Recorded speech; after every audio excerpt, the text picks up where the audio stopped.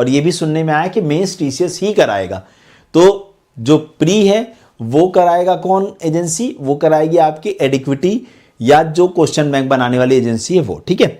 लेकिन मेंस जिससे हमारा सब कुछ होना है वो अभी भी टीसीएस कराएगा। तो भैया आपकी जो मेन तैयारी है वो टीसीएस के पैटर्न पे मेंस की होनी चाहिए, ठीक है। चलो उसके बाद अब यहां पर बस मैं आपको सैलरी का कंपैरिजन दिखाना चाहूंगा कि देखो करंट सैलरी आप लोगों की जो है पोस्ट के ऊपर क्या है और आप लोगों को 8th पे कमीशन के बाद क्या सैलरी प्रोजेक्टेड है मिल सकती है।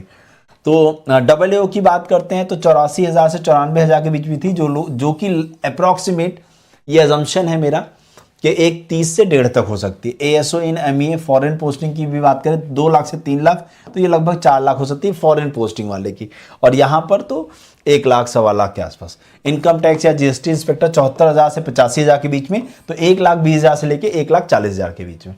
एएसओ सीएसएस या एमईए